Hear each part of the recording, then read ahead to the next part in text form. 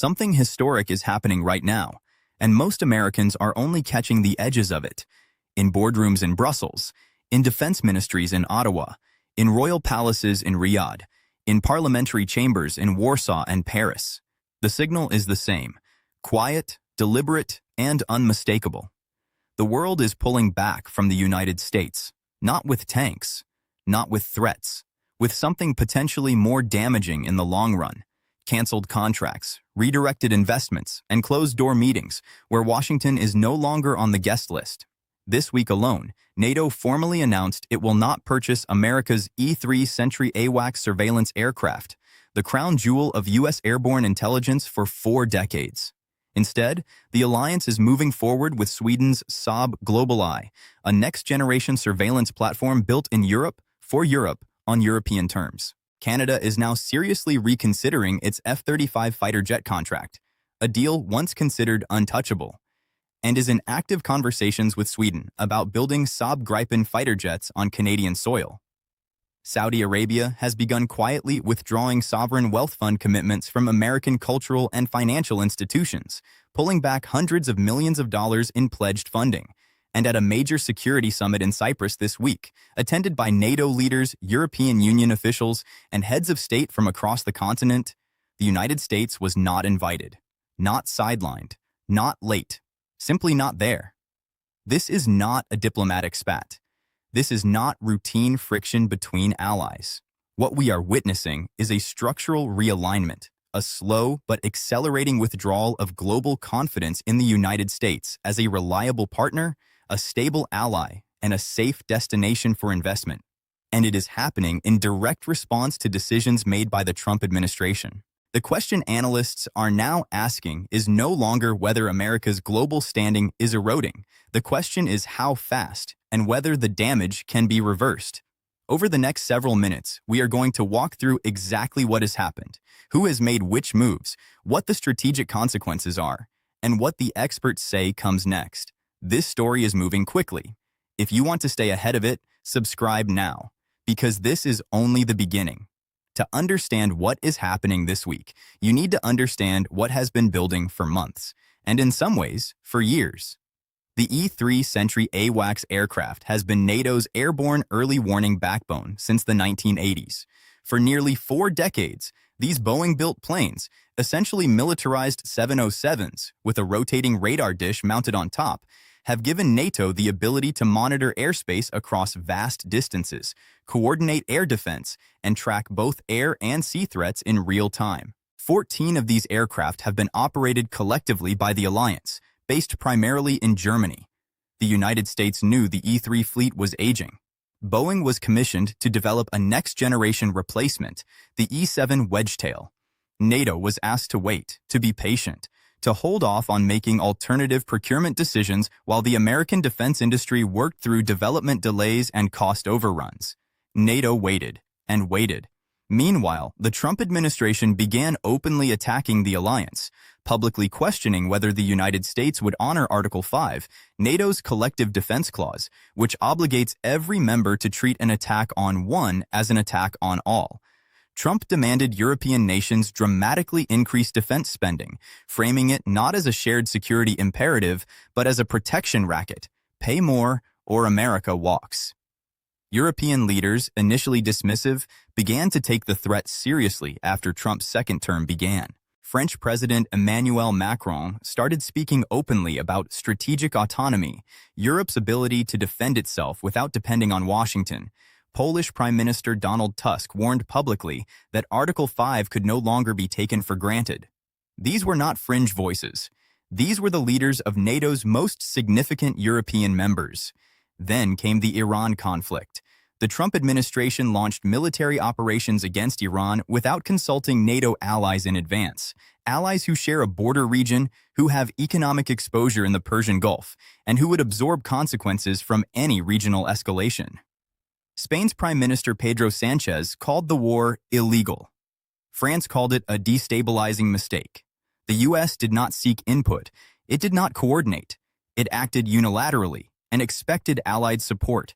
It did not receive it. And in the aftermath, internal Pentagon documents, later reported by Reuters, revealed that senior Trump administration officials, including Elbridge Colby, the Pentagon's top policy advisor, began drafting memos exploring how the United States could punish NATO allies it deemed insufficiently supportive.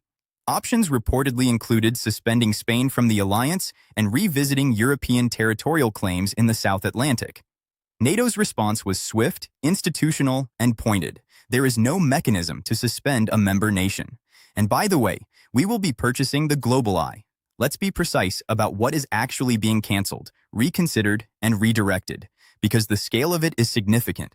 NATO and the AWACS decision. NATO's procurement division has formally selected the Saab Global Eye to replace its aging E-3 Sentry fleet.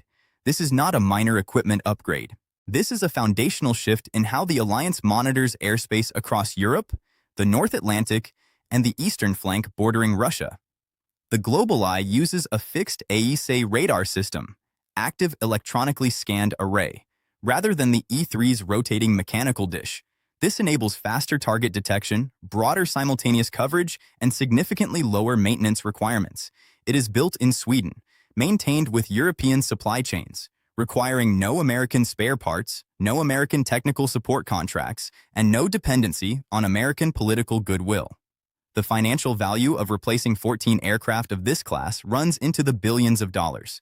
That is defense procurement revenue that will not flow to Boeing. It will flow to Saab, Canada, and the F-35 review. Canada's planned purchase of F-35 fighters was, until recently, considered settled. Lockheed Martin's F-35 is widely regarded as the most capable fifth-generation fighter jet in Western inventories. Canadian defense planners had endorsed it. The political process was advanced. Then the Trump administration began publicly suggesting the United States could embed kill switches in military equipment sold to allies, the ability to remotely disable weapon systems if political relationships deteriorated. Whether or not this was serious policy or rhetorical bluster, Allied defense ministries heard it clearly. Canada also watched what happened with THAAD and Patriot missile defense batteries sold to Middle Eastern partners, systems that became political leverage points when Washington's interests shifted. They drew a conclusion. American military hardware comes with American political strings. Sweden's offer is different. Saab has proposed not just selling Canada the Gripen fighter, but building Gripen manufacturing and maintenance facilities on Canadian soil, creating Canadian jobs, Canadian supply chains, and Canadian sovereign control over their own Air Force capabilities. Lockheed, sensing the contract slipping, has rushed to Ottawa with counter-offers of Canadian industrial participation. But the fact that the conversation is genuinely competitive tells you everything. Saudi Arabia's financial withdrawal. Less visible but equally significant is the pullback of Saudi sovereign wealth from American institutions. The $200 million commitment to the Metropolitan Opera in New York has been withdrawn. The Saudi-backed LIV Golf Tour, a project closely associated with the Trump orbit, is facing severe funding pressure as the Saudi Public Investment Fund refocuses on what it is now calling essential projects. These are not enormous sums in isolation, but they are signals. And in global finance, signals move markets. Defense analysts and foreign policy experts are now grappling with a question that would have seemed almost unthinkable a decade ago. Is the United States losing its position as the default defense partner of choice for democratic nations? The short answer, based on current evidence, is, in specific and measurable ways, yes. The soft power dimension. For decades, American defense exports were about more than hardware. They were relationship architecture. When a country bought American fighter jets, it bought into American training programs, American intelligence sharing, American interoperability standards, and American diplomatic relationships. The F-35 was not just a plane. It was a 30-year relationship with Washington. That relationship architecture is only valuable if Washington is a reliable partner. When allies begin to doubt that reliability, when they watch the executive branch draft memos about how to punish them, when they see military equipment framed as political leverage, when they are excluded from decisions that directly affect their security, the calculus changes. Analysts at major European security institutes have noted that the AWACS decision is particularly significant precisely because it is irreversible on any short timeline. Once 14 replacement aircraft are ordered, manufactured, delivered, and integrated into NATO command structures, a process that will take years. That procurement decision cannot be undone by a change in American political leadership. The supply chain is European. The maintenance contracts are European. The dependency is gone. Article 5 and alliance credibility. Both Macron and Tusk have now publicly stated that Trump's conduct has introduced genuine doubt about Article 5's reliability. This is extraordinary. Article 5 has been the bedrock assumption of European security since 1949.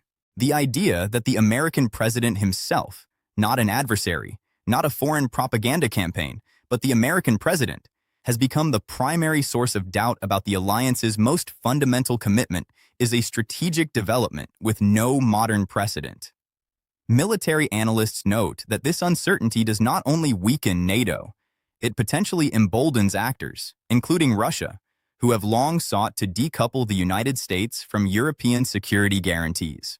The meetings in Cyprus, the Starmer-Macron summit bringing together 50 nations to address Persian Gulf stability, the Franco-Greek consultations, these are not anti-American gestures. They are pragmatic responses to an American leadership posture that has made coordination unreliable. Europe is not abandoning the West. It is building redundancy because it no longer trusts the primary system. Several developments in the coming weeks will determine how far this realignment accelerates, or whether any meaningful course correction is possible. Watch the Canada F-35 decision closely. Ottawa has not yet formally canceled the contract, but the public conversation has shifted in ways that suggest the final decision may surprise observers who assumed the F-35 was inevitable. If Canada walks away, or splits its order, purchasing a smaller number of F-35s alongside a Gripen fleet built domestically, it will send a signal to every other American defense partner currently weighing similar questions. Watch NATO's posture at its next ministerial meeting. The alliance has already responded to the internal Pentagon memo with a formal statement clarifying that no mechanism exists to suspend member nations. But the underlying tension between an American administration that views the alliance transactionally and European members who view it as a strategic commitment has not been resolved. It has only been documented. Watch Saudi investment flows into U.S. financial markets. The pullback from the Met Opera and LIV Golf may be early indicators of a broader reallocation. Sovereign wealth funds move slowly, but they move in directions, and the direction of Gulf capital appears to be shifting away from American cultural and financial exposure toward domestic Vision 2030 priorities and intra-regional investment. And watch the diplomatic invitation lists, the Cyprus Summit, the Starmer Coalition, the Franco-Greek consultations.